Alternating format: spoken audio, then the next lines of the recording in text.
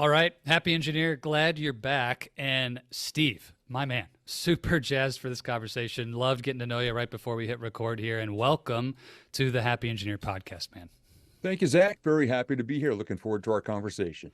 No doubt. So it's hard to set the stage for everything that you've come through and become in your journey. But take me back, if you're willing, to your radio days. I'd love to just kind of get a sense of you in the booth. What's going on? What was it like to be on the air? Radio, like I know nothing about the radio. What's that like to be a radio guy? Well, it was a dream of mine since I was 11 years old. And a friend of mine who believed in me when I didn't, when I was 24, got me to take the steps to get into radio. Now, here's the thing. I was on the radio for 10 years. I did not use my voice on a microphone as a regular DJ until the 8th year because I didn't have the confidence. I did not have this voice at the time. I tried, faster, higher, lower, and I was so nervous and people kept telling me my voice sucked, but I was a really good off-air rock morning show producer and comedy writer. So I did that for 8 years until I had to get on the air. And then when I did probably the worst 4 days you've ever heard on morning radio. I mean, my voice did not sound like this. And every day I'd get into the next song and I'd go, oh my gosh, I'd hear footsteps. I go, and I'm going to get fired. And this is it. It's game over. The fifth morning, knowing that the experiment was coming to an end, at 5 minutes of 7, I basically came out of a song and said, hey, everybody, Steve here. I may suck as a DJ, but if you tolerate me reading the weather for the next 42 seconds, I'll play you a really good rock song. And I read the weather and I hit the song and I sat there going, here we go.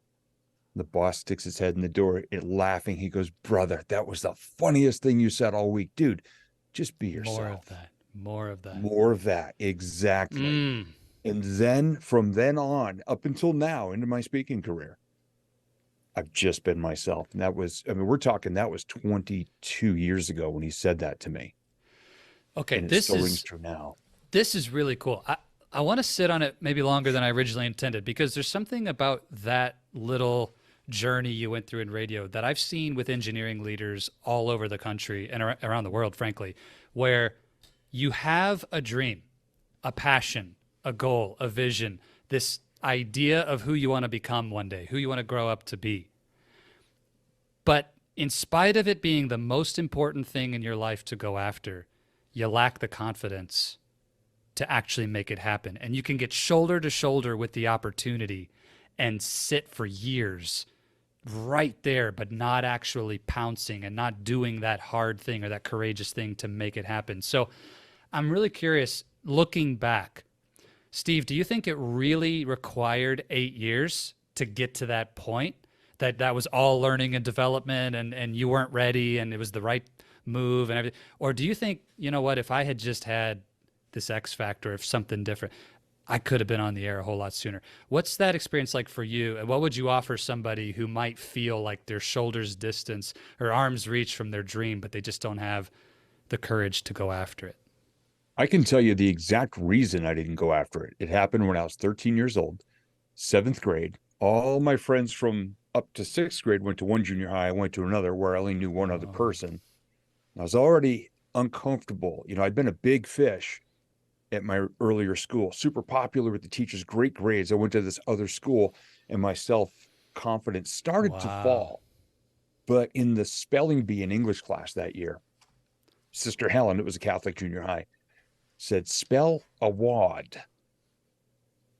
And I panicked because I couldn't understand what she was saying. So I said A-W-A-D. No. And I got laughed at. Walk of shame all the way back to my chair. And the next student, my friend Dominique, she did the same thing and everybody laughed at her. And the third kid finally says, sister, could you use that word in the sentence? Like, oh my gosh. The student failed to win the spelling bee award because he spelled the word incorrectly.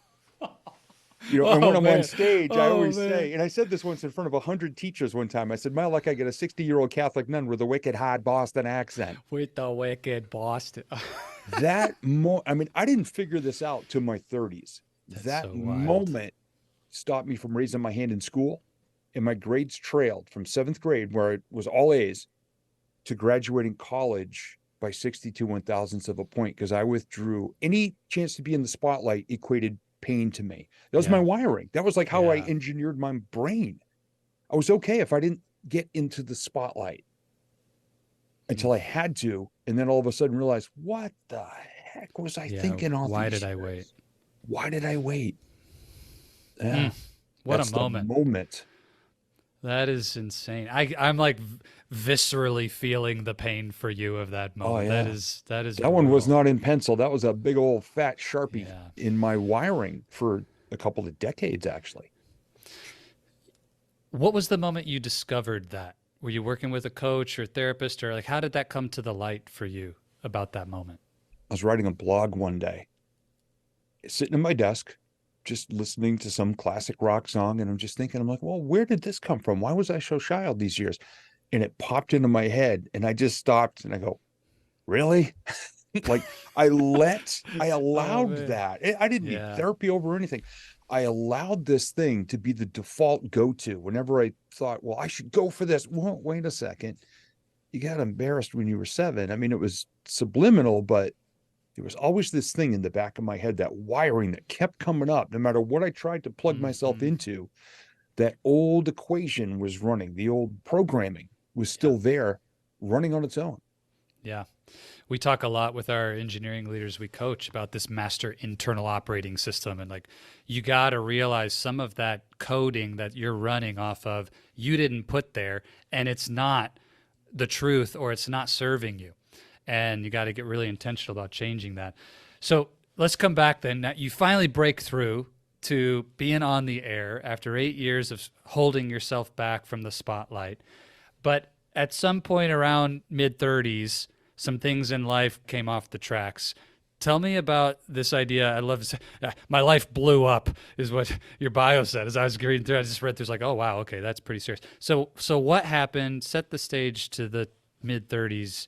What changed? Where did it take you? I was on the radio for 10 years. And one thing you quickly learn about the radio industry, it doesn't pay much. So in my second year of radio, I started DJing weddings on the weekend. And then I started my own business, DJing the weddings. So I was working 6 to 7 days a week for most of those 10 years. I worked about 15 years worth of hours in 10.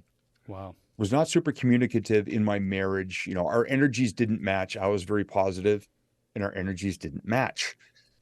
So I was very frustrated, fighting with people at work. We had 3 radio stations. And by the 10th year, I was doing this, fighting head to head with the guy who ran one of the other stations. So I was frustrated. I was not sleeping well, was not eating well, was not communicating with my wife. The cracks were showing. In desperation, I didn't just change my coding or programming, I unplugged the computer. I quit radio without a full-time job to go to, went through a divorce, and at age 35, having not paid attention to financial things over the years and had just taken out a $30,000 business line of credit to build my first recording studio. I basically put on the Acme Rocket roller skates and pulled a Wile E. Coyote off a cliff and had to move in and live with family. And looking back now, actually, it didn't take that long to realize it was the greatest gift I could have given myself. Mm, As much as I punished myself for a decade, yeah. brutally self-deprecating, it was rough. Everybody but me forgave me for doing that. Well, and my Ooh. ex-wife, but everybody else forgave me and helped me get back up. But I punished myself for a good decade, verbally and emotionally, over Mm-hmm. having done that. Mm-hmm. Tell me about either the phone call or knocking on the door of family and saying, hey, I just did this. Can I sleep on your couch tonight? Like, what happened there? It was actually a wide open door at my dad's. We had already started building the recording studio in his home and an office in his basement. Okay. And he just said, you know what? We always called each other Bud. He said, you know what, Bud? He goes, we got a room down the hall. You're here all the time working down in your studio anyway. So why don't you just crash in that room as Crash long here. as you need to? Don't go looking for another apartment. Just, it's cool if you stay here. My stepmom was very cool with it too. And matter of fact, she was here at our house last night celebrating her 81st birthday for Oh, dinner with wow. my wife and I. Amazing. And it turned out to be the greatest blessing in unexpected ways because my dad's health started to show the earliest signs of when it was going to escalate downward. or de-escalate, I guess. Mm-hmm. And we lost him about 5 years ago. But me being there, my stepmom pulled me aside one day and said this: "You don't need to rush to leave. And we love having you here. I know you beat yourself up pretty bad over having to come here, but if you leave, no pressure, we'll probably have to sell the house because your dad can't take care of it anymore." And it would break his heart. Mm. So I stayed there for 10 years as all the other parts of my life I started to rebuild them and reprogram myself to the best Yeah. version of Yeah. myself, to be willing to see the opportunities of improvement, and that falling into the ashes. That's why I still say now, some days your phoenix rides a pogo stick. It rises and falls, and a couple of tail feathers may get burned off, but when they grow Yeah. back, they're stronger and you can fly higher. So it was a rough decade in a lot of ways, but I wouldn't trade 1 second of it for where I Mm. get to be now. Yeah, it's powerful, man. Two things I'm curious how you would reflect back and take that experience and say, here's what I learned, or here's how it shaped who I am today. The first is around that self-deprecating experience. And just to say, I get that. I relate to that so much because when I went through my burnout and rock bottom experience in my career, in my marriage, I went through a divorce. And I remember my first phone call to my sister, Lindsay, and I didn't need a place to live, but it was going to be the first time I had told the truth to anybody in my family about how bad my situation really was and that I was getting divorced. And they thought everything was fine. I had kept it completely secret from everyone. And I was beating myself up so much. And it's exactly like you described for my sisters, for my mom, so loving, so welcoming, so forgiving, never a question of if I was fully accepted and loved, never once. But I was convinced that they were going to, I told you so, or shame on you, or how could this happen? I had myself wound up in knots thinking that would happen. So the question is, when you were beating yourself up, what allowed you to stop that pattern of negative self-talk or self-deprecation and begin to turn that around? So how did you come out of it? And is there anything you would do or tell someone or coach someone now to help us from getting there in the first place? Can we avoid it? Or would you say it's kind of like comes with the territory, you have to go through it? And there's a lot there, but take it and run. I wouldn't want anybody to go through it like I did because it cost me a lot. But the turning point was about 10 years later. I believe it was June of 2012. A gentleman I just met with whom I instantly became brothers. I mean, we were right there with each other.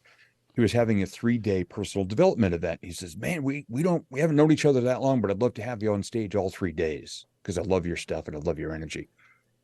First 2 days went well. The third day, woke up in a bad mood, was starting to run out of material, and went on this self-deprecating rant that got so many laughs. See, that was the thing. When I became a speaker in 2004, I also became a stand-up comedian. So I could trash myself and get laughs. So I didn't see the damage that I was doing. I saw I'm getting laughter, I'm getting this. Well, I went at it pretty good on myself for about 20 minutes that day, talking about all the dumbest things I'd ever done in my life. And as soon as the event was over and the people left, he closed the door, put a circle of chairs, grabbed me, sat me in the center one. And how I now refer to it as, he kicked me really hard in a part of my body my doctor only gets to see once a year, and told me, if I ever hear you talk about yourself like that again, A, we're no longer brothers, and B, you're not welcome on any stage of mine ever. Ooh. And he finally, over the course of 20 minutes, every single one of the speakers who had been part of that event intervened upon me and beat me up pretty good for beating myself up pretty good. Wow. And that friend has actually since apologized. He goes, "Brother, we all did things in those 3 days that took away from the integrity or the value of the event. I don't know why we picked on you." And I said, "I don't know either, but I'm thankful that you did, because it finally set my head on straight to realize what I was doing all those years." Wow. Kick graciously received. That's amazing. Yeah, it took a while to see the gift, but it didn't take that long for me to realize that how I spoke to and about myself had a ton of impact on how the rest of the world saw me, and my business started to climb after that. I really believe everybody in some way can relate to the part of you that you don't love, the part of me that I really wish were different. And it's easy to fall into that trap and that pattern. Maybe it's not leading to the kind of severe consequences you experienced, but we all have that place. And I think what you said that's so insightful is you didn't see the damage. And I think that's true. Like a lot of times we just don't realize the damage that that's causing. So I want to get into your transformation and how, your Phoenix may be on a pogo stick, but it's jumping pretty high right now, Steve. But real quick, there was one other moment I really wanted to hear about was the golfing in the thunderstorm. What was going on with you and God and the thunderstorm that day? What set the stage? What happened there? This was in the depths of the ashes, that in that first year of just crash and burn. Okay. And it was a hot and humid Friday afternoon here in southern New Hampshire in August of 2003. And I had $3 left in my pocket, and I was driving past this mini golf place that had a driving range. And now I'm a dangerous golfer, but I figured I could just take out my frustrations on it. There's some things you can hit balls around, and get in trouble. Totally. Yeah. Every swing had a name of something in my life I was mad at. And being a dangerous golfer, I went to the farthest tee box on the property, which was up against the netting that protected the trucking company next door. But I was also underneath these big steel towered power lines. And I thought, no big deal, because they make a really good sound when you hit them. It's kind of cool. But being a hot and humid Friday afternoon, a thunderstorm came through. Major wind, thunder, lightning, pouring rain, everything. And everybody but me ran from the storm. And I just stood there. Kept hitting, and the thunder and lightning are going. And at one point, I just held up the club and I said, I dare you. Go ahead. I dare you. Oh. and I wasn't mad at God. This is my Lieutenant Dan moment from Forrest Gump. Yeah. When he's in the storm in the crow's nest of the shrimp boat, Yep. in the hurricane. And he's going, is that all you got? Come on, blow. You'll never sink this boat. That was my Lieutenant Dan moment. I was not mad at God. And I just thought it was funny that I was doing that. So I hit my bucket and the buckets of two guys who had run from the storm and didn't come back. So after an hour, I can't even lift my arms. And I go to my car and I put in the key and I open the door and the sun comes out and the rain stops. And I just started laughing. It was the biggest laugh I'd had. Like a genuine, I just look up and I'm like, well played. What? The next day, I'm on a phone call with my then brand new life coach, who I wasn't even paying because I had no money. And he asked, how was your week? And I said, put down your pen. Listen to this. And I told, as funny as I could sound it, and yes, very self-deprecating, the story of that hour. And when he finished laughing, which, by the way, as a coach, you should never do when your clients are laying out how pathetic their life is. You really shouldn't laugh. Just mute the phone. And he said, have you ever thought of being a motivational speaker or a stand-up comedian? I think you'd be really good at both. He didn't know that when I was 11, I wanted to be a radio DJ, author of my own books, stand-up comedian, and a teacher of people. He didn't know that. And that day, on his desk in a junk mail pile, local community college had a brochure. 2 weeks later, intro to stand-up comedy class. He asked, will you go? Yeah. Have you ever heard of Toastmasters? I think so. They help you give speeches and stuff. He goes, you got the tools, man. Just go sharpen them. And I wound up in Toastmasters for 8 years. And something I retrieved from the upstairs the other day, this is the actual golf club from that day. I brought it down here for an interview the other night. The guy goes, I'd love to hear that golf story. I'm like, oh, I'll show you the club. Wow. So Steve, I keep really it here in the appreciate you recording sharing studio. What a moment. And I love how sometimes the most important guiding events of life we could never plan. And in many cases, the other person has no idea the role that they're playing in our journey. It happens all the time. It's super powerful. And just a sense of openness to that, I think is important. Sometimes, especially as an engineer, I like to hold on and try to control all of the outcomes. And I know my clients will relate to this too. We want to understand y equals f of x. What's the formula? What's the transfer function? What's the cause and effect of everything in life? And that way I can master all these dials and knobs and get it perfect.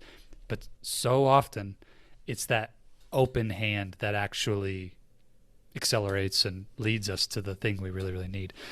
Yeah. Awesome, awesome story. So then the comment you just made, I think is a useful place for us to build to the work you're doing now. You have the tools, you just need to go sharpen them. So Yes. you've become known now as the motivational firewood guy. You've got this incredible program around vision board mastery, which is something I am super passionate about and I love. Just vision as a entire body of work, and vision boards are part of my practice. But tell us a little bit about that sharpening journey for you. You get told in that life coaching session, you've got the tools. What was that like for you personally? And what did you discover along the way that has now become your message and the things you're sharing with others? Walk the journey with us a bit. What happened from there? At first, absolutely nothing, because I had no idea what I would talk on or Okay. or be an authority on, or maybe blowing up your life. But things started to happen. My coach suggested watching the DVD version of The Secret that had just come out in the early 2000s. Okay. Yep. Law of Attraction, which for many people is very woo-woo. I get that. That's why I refer to what I do now as blue collar woo, meaning I can show you the schematic and the design and roll up my sleeves and help you to actually build it and understand the plans in the results and all of that. That's what I do. I don't just say wish and a prayer, there you go, hope your check cashes. But out of the 98-minute DVD, there was this guy named John Assaraf, who I'd never heard of prior to that. For 3 minutes, he talked about this concept of something called the vision board. Now, I've always been a dreamer, a creative person, a visionary. And to understand that you could have this vision, but also put it in a schematic and create a background for it, like a wiring diagram. Yeah. That was scientifically proven that if this, then this. If you want this, then you take this action, you meet these people, you learn this skill, you do this, and then this increases the opportunity that you get closer to whatever it is that you want.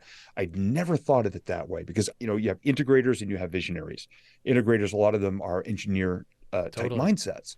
I was never one of those, but I started to surround myself with those people and understand what it took to construct things behind the scenes. So it wasn't just this stunning visual of something. I had a scientific plan behind it of the actions I would have to take, the habits I would have to develop, becoming a better version of myself to reach and attract all the opportunities and the people I wanted to have in my life. That was the first time I'd ever thought of it like that, not just a wish and a prayer and a hope for.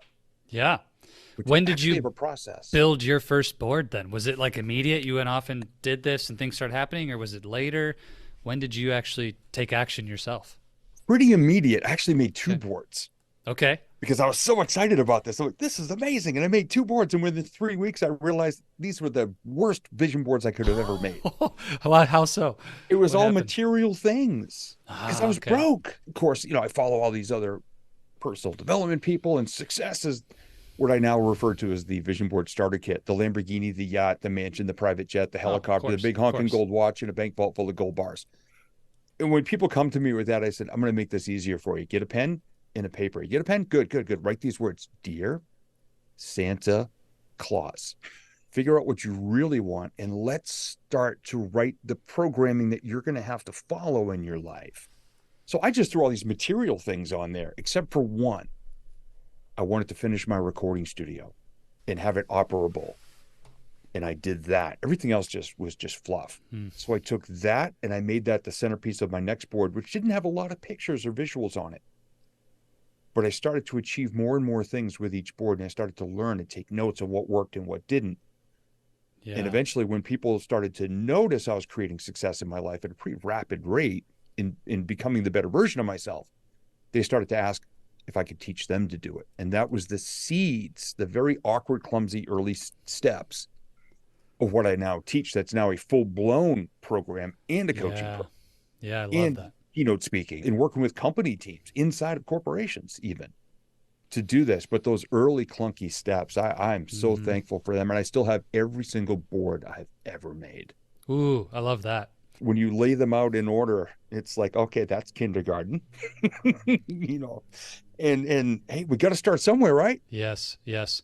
Steve, you became aware of what you thought you wanted that might have been driven from that pain and the scarcity of not having money at the time versus what you really wanted. What is the key for someone to find that truth of what you really want?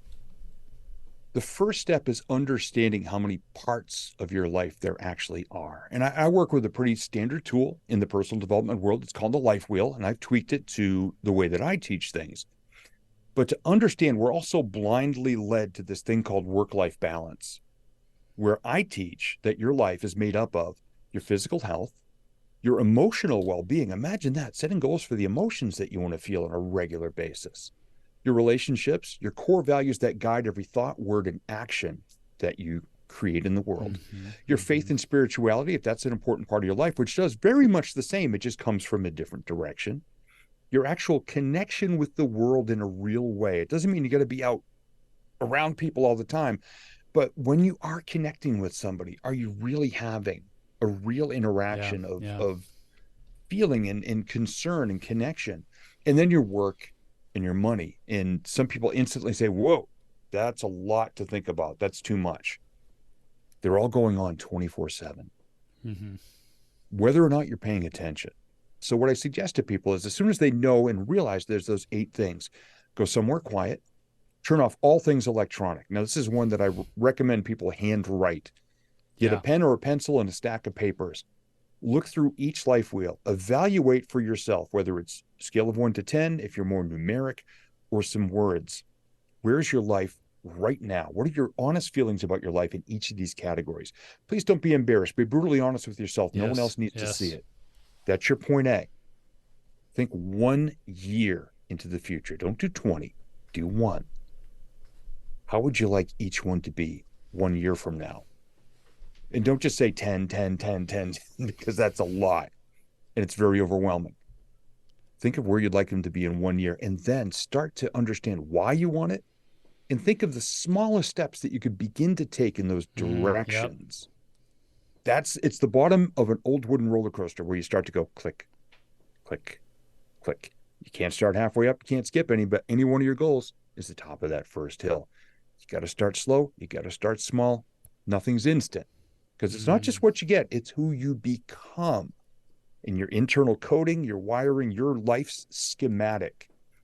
It might be clunky at first. Think of any engineer. What did their first design look like versus what they're capable of doing now? Yeah, exactly. And understand that time span and just start. What I love about that journey, that process of discovery, is in a way it takes away the pressure that I need to have this magical download from the universe of what I actually want, or that God needs to put it in the 10 commandments on stone tablets for me of my destiny. And it just says, look, every one of us has these 8 spokes around your wheel of life. Let's just take a look, self-assess, get clear on where you're at today, and imagine, let's see something better in those areas. And then the law of smallest action is super important. I teach the same thing.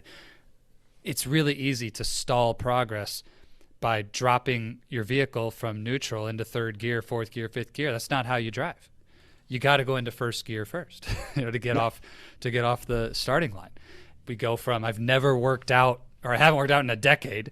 I want to get in better shape, so I'm going to go to the gym for an hour every morning before work. It's like, no, you're not.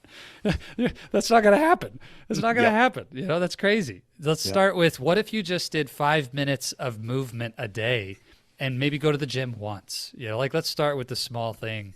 I really love that. And then let that start to inform the full picture. Beautiful way to walk through that. And so how does that then translate to the vision board and this idea of taking the wheel? And especially as an engineer, for me, it's very numeric. I'm seeing a diagram in my head, and we use a similar tool in our coaching program. It's not pretty. It's just numbers, right? So how does it become the image? What happens there? How do you coach people to actually turn this into something I can see? I encourage people to connect with their senses. So it's not just a see thing. There's actually a brain condition out there where people cannot even visualize things. And I had somebody at one of my events come up to me with that. So we had to shift gears a little bit. Interesting. So my first question to people is, what do your goals look like? And then they go, okay. I go, what do they feel like? What do they sound like? What do they taste like? What do they smell like? And that's when people go, my goals smell like something. And I had a gentleman recently, he found a picture of this brand new, huge GMC pickup.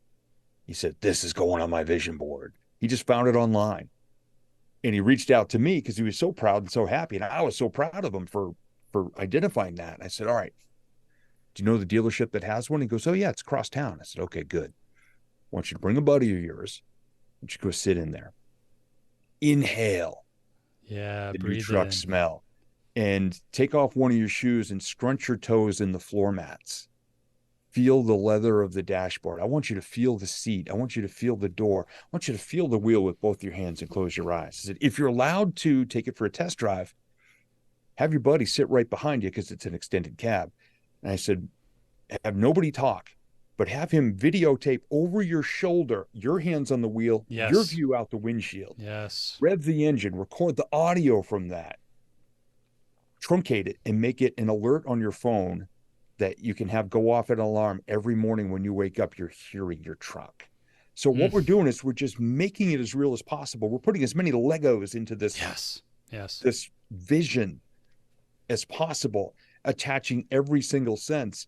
And he says, I know you're going to ask me about taste. He goes, no one's allowed to eat in this truck. I said, okay, fair enough. But what's the first meal you're going to go enjoy the day you drive your truck off the lot and you're on your way home? He goes, there you go. oh, it's a barbecue place me and my wife love to go to for our date nights. Now, date nights is part of one of their relationship goals that we talked about. And he's going to the barbecue place. I'm like, all right. And I said, you're going to park it way out back so nobody else dings it, right? He goes, you know it. I'm walking. I'm like, you're walking? That's part of your physical health goal. And he's like, dude, you got an answer for everything.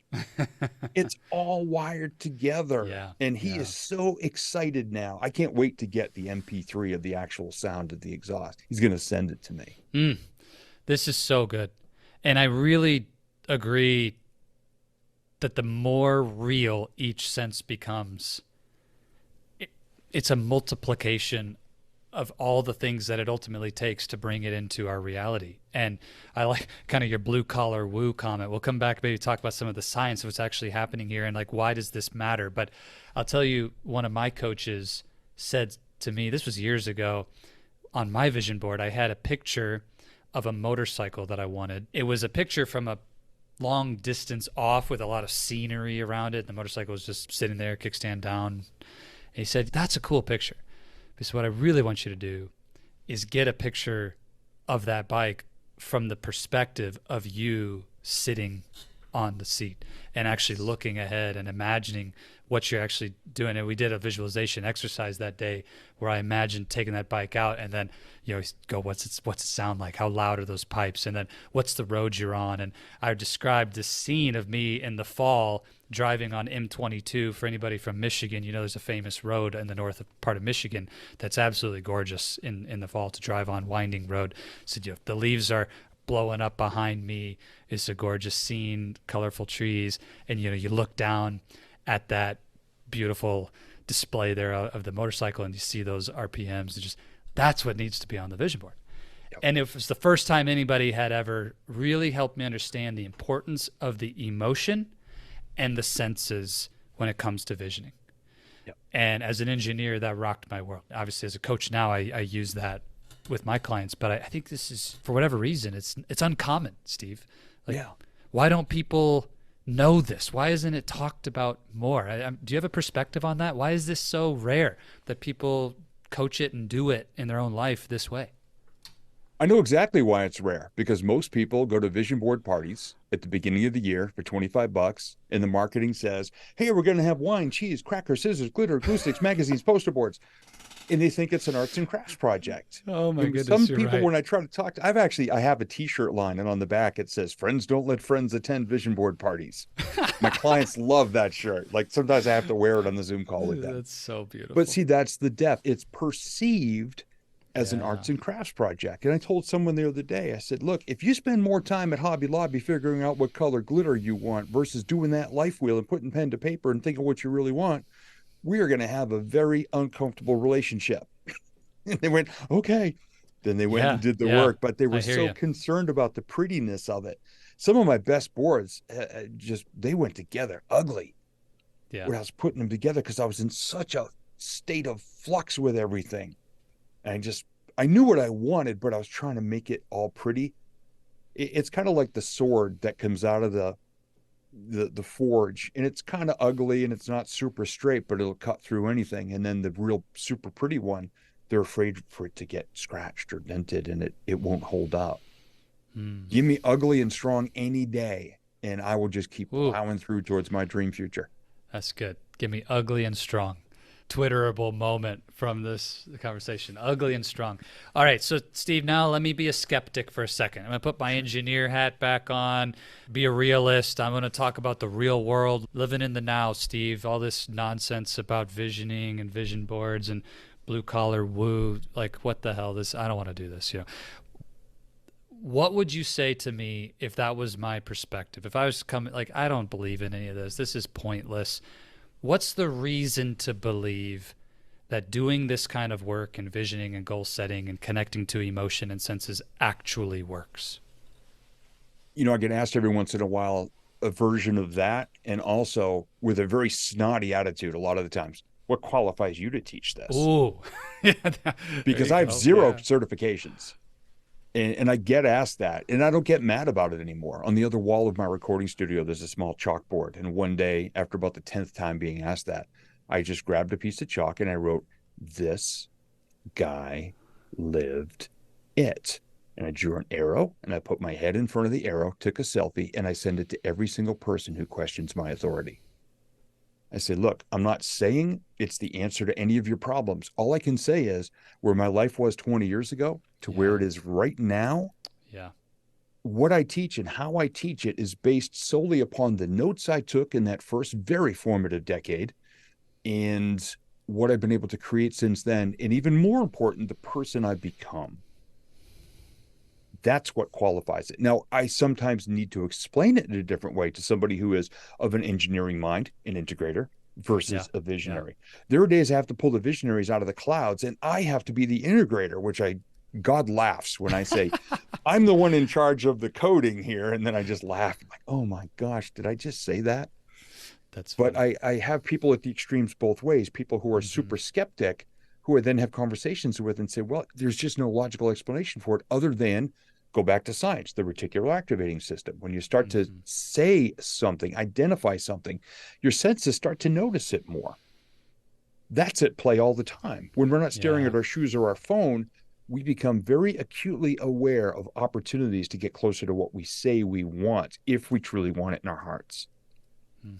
That's where I go. And then other people, I've got to get them out of the craft store and back to actually doing the work. This guy lived it. You know what's cool about that answer, Steve? Of course, we could geek out all day about more of what's going on in our nervous system and why it matters. But even as an engineer, it's easy for me to forget that what I take as truth and things that are the laws of physics, how electricity works. It's like, wait a minute, what just happened there? Well, electrons moved from over there to over there. Really? How do you know that? Like, did you see it happen? I didn't. A lot of this stuff, all it is observable, that if we do this over and over, it always seems to work. And we create these laws off of things that, frankly, nobody can explain. It's just energy. It's just consistent. It proves itself every single time. And so it becomes a law, and science, the scientific method has helped us get there. A lot of these kinds of things, it's like, you know what? The thing moved from my vision board to my garage. How exactly that happened, I don't know, man, but it just keeps on happening. And so I'm going to keep putting it on the vision board. I think there's some aspect of, maybe you'd call it faith, but it's no different to me than faith that the electrons are going to move from high voltage to low voltage. It's going to move from my vision board to real life when I pursue this. I think it's okay sometimes to just accept that. Well, it's faith and awareness. People look at me, and I still get this all the time, and I put it in my social media posts all the time. I'll talk about a phase of my life and then explain the lessons. And I always remind people, don't call me lucky, because I was the one who kept his eyes, ears, heart, everything, body, heart, and soul aware of that I was looking for, whether I was in pain or I was at the top of the mountain that day and I was looking for the next peak. I mean, we lost our dog about 3.5 years ago, and one of his favorite toys was a baby stuffed giraffe. The day after he died, we saw the Virginia Zoo on Facebook said, "Oh, we just had a baby giraffe born. We need to name it. We're going to have a contest. Make a donation and suggest a name." So I paid $5 and suggested the name Teddy because that was the name of our little dude. And they said, "Okay, just get as many votes as you can. If you make the top 5, then we'll have a competition where the daddy giraffe is going to walk into the area and 5 volunteers are going to hold up a branch of his favorite snack tree called the acacia tree. And whoever's branch he eats is going to be the name of his son." So we told as many people as we could. We made the top 5. They Facebook Lived the dad giraffe coming in, and he went to Teddy. He went to the second one and went to Teddy and took a bite. And our little dude gave a baby giraffe his name. That's so cool. That was in a matter of about 9-10 days after he died. It wasn't luck. It was saying, I'm going to do this, doing it, sharing it with as many people as I could because we needed to get some support. And it wound up getting me on our local news program a couple of weeks later. So cool. So cool. Which helped my career. So wouldn't you know? Not luck. Blue collar woo all the way. Not just played through luck. the wiring and the schematic of how you make this happen. Yeah. If this, then this. And you just keep going on faith that the next level could get you somewhere. So good. Steve, if someone wants to get your help in pursuing this schematic and moving their life forward toward a vision, learning these processes and getting the support they need, then what should they do? Where can they find you? How can we learn more? They can find everything I do is right there at stevegamlin.com, and that's Gamlin. The coaching is there. The speaking is there. The vision board mastery is there as well. Awesome. I cannot recommend highly enough. If you need someone like Steve to come in and speak, motivate, bring some laughs, he's incredible at that. What's the title again of your book? Several books. We have the one written by Super Teddy that's called Bust Out of Your Crate, Super Teddy's Top 20 Tips for People to Be as Happy as Dogs. Amazing. And a couple others called 20 to Life in a Good Way, and Oh Yay, another quote book. Yes. So go grab copies, and then his Vision Board Mastery Program, which we've talked about a lot. Go to the website. We'll link all that up in the show notes. Please take action. You won't regret it. Steve, this has been amazing. Went a little longer than I planned, but it's been such an awesome conversation, and I'm excited to land the plane with you here. I mean, you know this, you live this as a coach yourself, as a speaker, the work that you do now. And engineering, we know it to be true as well, that questions lead, answers follow. And we're all looking for better answers in our careers, in our lives, to experience more, to have more, to love more. So what would be the question that you would lead the happy engineer with today? As somebody who actually envies those with an engineering mind, how would you design the ultimate version of yourself and your life? Going around the spokes of the life wheel or just in your own formatting? How would you design the ultimate version of your life? And then how would you then build it? So good. Steve, thank you so much for making time to be with us today. It's been tremendous. We'll have to do it again sometime, man. I would love that. Thank you so much. I would give you my favorite word in the world to use. This was effortless, and it was awesome. Thank you.